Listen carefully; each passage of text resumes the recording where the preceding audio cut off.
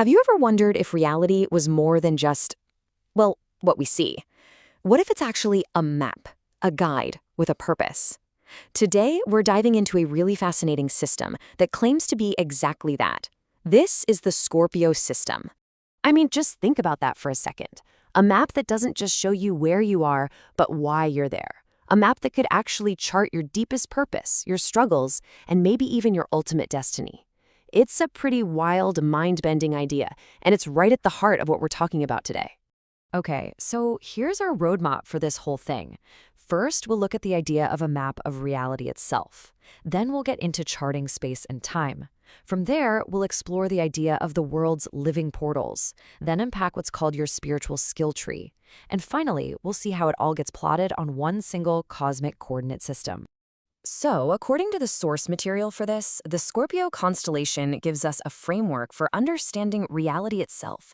And it's all built on 4 key ideas, or facets. You can kind of think of them as the cardinal directions on this huge cosmic map of existence.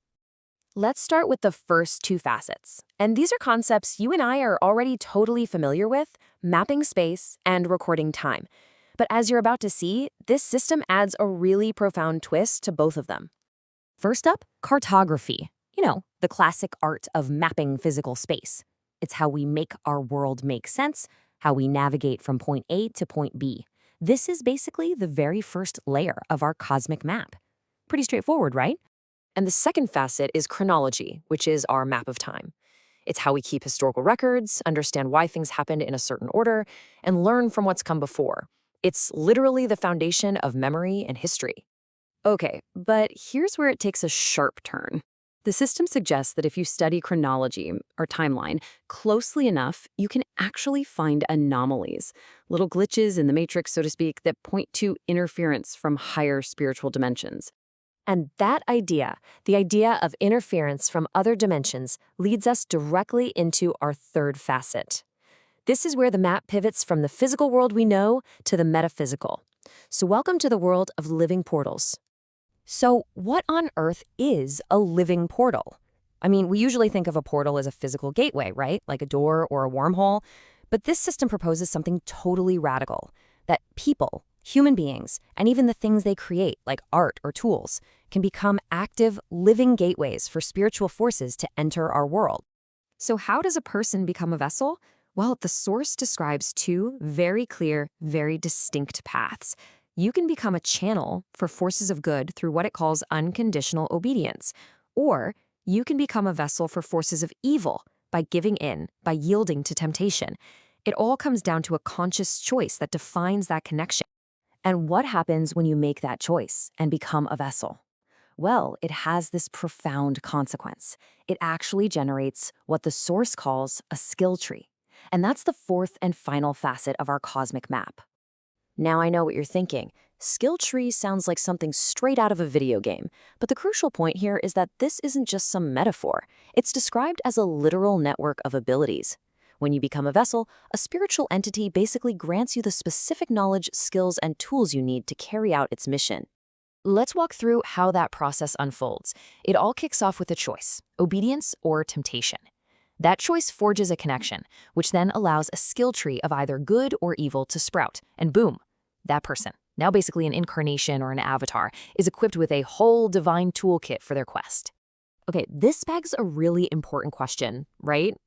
Is this choice permanent? What if someone who's gone down the path of evil wants to change? Is redemption even possible in this system? And the answer lies in this really powerful analogy.